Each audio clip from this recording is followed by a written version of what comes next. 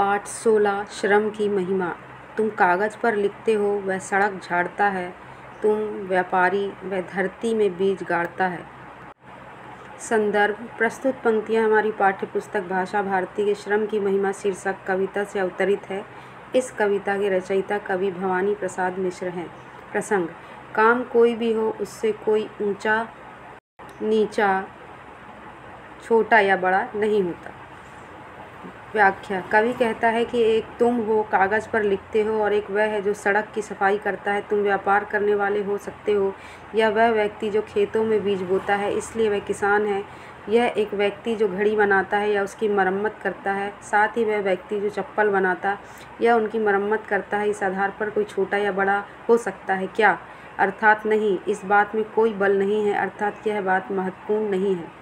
Second है, सूत कातते थे महात्मा गांधी जी, कपड़ा बुनते थे, चुनते थे अनाज के कंकड़, चक्की घिसते थे, आश्रम के कागज यानी आश्रम में पिसते थे। जिल्द बांध लेना पुस्तक की उनको आता था, हर काम सफाई से नित्य करना भाता था।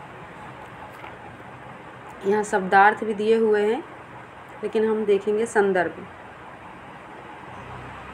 प्रस्तुत पंक्तियाँ हमारी पाठ्यपुस्तक भाषा भारती से ली गई है, जिसके लेखक श्री भवानी प्रसाद मिश्र हैं। अब प्रसंग देखेंगे। महात्मा गांधी अपने आश्रम में अपने सारे काम अपने हाथ से करते थे।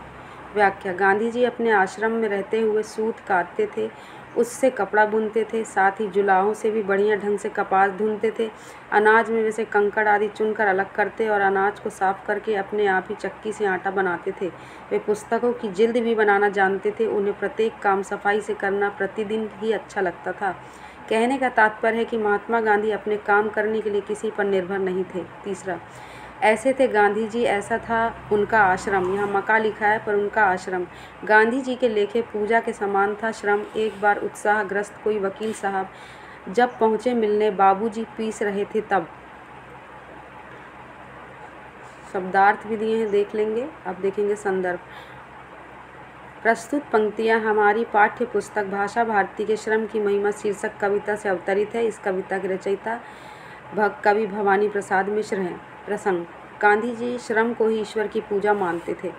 व्याख्या: गांधी जी और उनका आश्रम ऐसा था जिसमें परिश्रम को ही ईश्वर की पूजा मानते थे। एक बार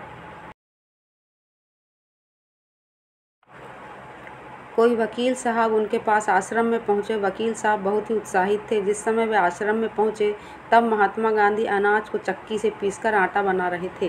चौथा है, बापूजी ने कहा, बैठिए, पीसेंगे मिलकर। जब वे झिझके, गांधी जी ने कहा और खिलकर, सेवा का हर काम हमारा ईश्वर है भाई। बैठ गए वे दबसट में, पर अकल नहीं आई। इसके शब्दार्थ भी दिए हुए हैं। हम संदर्भ देखेंगे। संदर्भ वही है जो पहले था।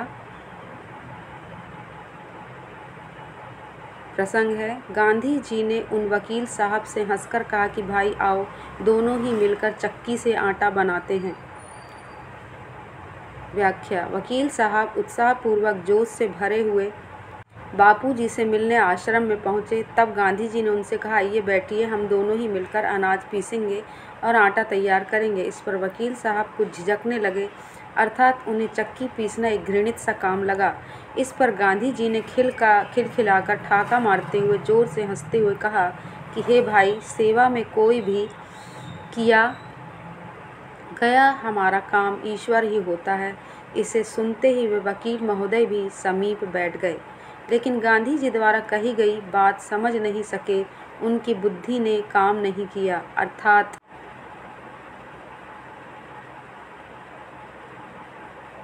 गांधी जी के कहे हुए शब्दों के अर्थ को वे समझ नहीं सके। प्रश्न नंबर 1, सही विकल्प चुनकर लिखिए। यहाँ सही की जगह सहा हो गया है, सुधार लेंगे। का धरती में बीज बोता है? एक लोहार, दूसरा किसान, जमींदार, सफाई कर्मी। उत्तर है किसान। नेक्स्ट है प्रश्न नंबर 2, सूत काटकर कपड़ा बुनता है? बढ़ई, कुम्हार, जुलाहा, व्यापारी। उत्तर है जुलाहा। है गा वाला, बापूजी से मिलने पहुंचे शिक्षक, वकील, डॉक्टर, मुखिया। उत्तर है वकील। अगला प्रश्न है प्रश्न नंबर 2, रिक्त स्थानों की पूर्ति कीजिए। पहला है किसान धरती में बीज गाड़ता है। दूसरा है गांधी जी अनाज से कंकड़ चुनते थे। तीसरा है गांधी जी को काम सफाई से करना भाता था। चौथा है गांधी जी कपास को जुलाहों जैसा ही धुनते थे। अगला है प्रश्न नंबर 3, निम्नलिखित प्रश्नों के उत्तर दीजिए। का इसलिए यह बड़ा और यह छोटा पंक्ति से कवि का क्या आशय है? उत्तर है कवि का इस पंक्ति से आशय है कि कोई भी व्यक्ति किसी भी काम को करने से छोटा या बड़ा नहीं होता। नेक्स्ट है आश्रम के कार्य गांधी जी स्वयं क्यों करते थे? उत्तर गांधी जी आश्रम के कार्य स्वयं ही करते थे क्योंकि उनके लिए श्रम करना, कार्य करना ही ईश्वर की पूजा करने के समान था। गांधी जी की यही विचारधारा थी, यही उनका दर्शन था। नेक्स्ट है ऐसे में गांधी जी संबोधन में कवि का संकेत क्या है? उत्तर गांधी जी ऐसे थे गांधी जी संबोधन में कवि का संकेत इस बात की ओर है कि श्रम को ही गांधी ईश्वर मानते थे। कर्म करना ईश्वर की पूजा करना है। वे आश्रम के हर कार्य को, चाहे वे सूत काटना हो, अनाज से कंकड़ अलग करना हो, कपास धुनना हो, चक्की पीसना हो, कपड़ा बुनना हो, स्वयं किया करते थे। नेक्स्ट है गांधी जी ने सेवा के काम को ही ईश्वरीय कार्य क्यों माना? उत्तर काम करने के पीछे जो भावना है वह सेवा की है। सेवा किसी भी जीव की क्यों न हो, वह तो सेवा का कार्य, सेवा में समर्पण, त्याग और निष्ठा का भाव होता है, इसलिए सेवा का कार्य ईश्वरीय माना गया है। नेक्स्ट है इस कविता से आपको क्या सीख मिलती है? उत्तर इस कविता से हमें यह सीख मिलती है कि हमें अपने सभी कार्य अपने हाथ से करने चाहिए। काम करने से कोई भी व्यक्ति ऊंचा नीचा अथवा बड़ा या छोटा नहीं होता। काम करने के पीछे सेवा की भावना होती है। सेवा का कार्य ही ईश्वर की पूजा है। नेक्स्ट है गांधी जी छोटे से छोटे कार्य को भी महत्व क्यों देते थे? उत्तर छोटे से भी छोटा कार्य भी महत्वपूर्ण होता है। इस कार्य के करने के पीछे सेवा की भावना होती है। उस सेवा में ईश्वर की सेवा छिपी है, इसलिए गांधी जी छोटे से छोटे कार्य को भी महत्व देते थे। प्रत्येक छोटे कार्य से ही बड़े कार्य को करने का मार्ग खुलता है। इस कार्य करने की भावना पुष्ट होती है। नेक्स्ट है प्रश्न नंबर 4, निम्नलिखित पंक्तियों का भाव स्पष्ट कीजिए। सेवा का हर काम हमारा ईश्वर है भाई। भाव वकील साहब जोश से भरे हुए आश्रम पहुँचे गांधी जी से मिलने। गांधी जी ने उनसे कहा आओ हम दोनों मिलकर आटा पीसेंगे। वकील साहब को यह काम करना बड़ा ही छोटा प्रतीत हुआ। गांधी जी उनकी बात समझ गए। उन्होंने जोर से हंसकर कहा सेवा के लिए किया गया कोई भी कार्य छोटा नहीं होता, सेवा कार्य ईश्वर ही है। नेक्स्ट है एक आदमी घड़ी बनाता, एक बनाता चप्पल, इसलिए यह बड़ा और यह छोटा, इसमें क्या बल? भाव है यह एक वह व्यक्ति जो घड़ी बनाता है या उनकी मरम्मत करता है, साथ ही वह व्यक्ति जो चप्पल बनाता है या उसकी मरम्मत करता है। इस आधार पर कोई छोटा या बड़ा हो सकता है क्या? अर्थात नहीं। इस बात में कोई बल नहीं, अर्थात यह बात महत्वपूर्ण नहीं है। ऐसे थे गांधी जी, ऐसा था उनका आश्रम। गांधी जी के लेखे पूजा के समान था श्रम। भाव गांधी जी और उनका आश्रम ऐसा था जिसमें वे परिश्रम को ही ईश्वर की पूजा मानते थे। गांधी जी के आश्रम में कोई भी काम जो किया जाता था, चाहे वो छोटा हो या बड़ा, गांधी जी श्रम को ईश्वर की पूजा के समान मानते थे। नेक्स्ट है प्रश्न नंबर 2, निम्नलिखित शब्दों की वर्तनी शुद्ध कीजिए। ये भाषा की बात से लिया गया है। पहला है पुस्तक, जुलाहो, ईश्वर, उत्साह। गलत लिखा हुआ है, इसके उत्तर यहाँ दिए हुए हैं। पुस्तक, जुलाहो, ईश्वर, उत्साह। नेक्स्ट है स्तंभ में आ स्तंभ में तद्भव और बा स्तंभ में उनके तत्सम शब्द दिए हैं, उन्हें संबंधित शब्द से जोड़िए। उत्तर दिए हुए दूध का दुग्ध, घर का ग्रह, सूरज का सूर्य, मुंह का मुख, दांत का दांत, आग का अग्नि। प्रश्न नंबर 4 है मुहावरों को उनके सही क्रम से मिलाइए।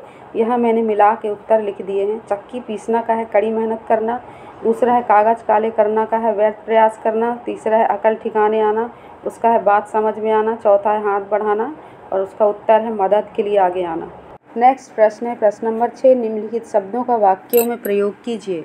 उत्तर पहला है व्यापारी, उसका वाक्य में प्रयोग दिया है व्यापारी देश विदेश को माल भेजते हैं और मंगाते हैं। दूसरा है कपड़ा, जुलाहे कपड़ा बुनते हैं। तीसरा है आदमी, आदमी अपना काम स्वयं करता है। चौथा है चक्की, चक्की से अनाज पीसा जाता है। ये रहे बच्चों आपके पाठ 16 श्रम की महिमा के सारे अभ्यास कार्य, प्रश्नोत्तर। अब अगला जो पाठ है वो आपको अगले वीडियो में मिलेगा। तब तक के लिए नमस्कार। चैनल को सब्सक्राइब करें, लाइक करें, शेयर करें और अच्छे अच्छे कमेंट करें। धन्यवाद।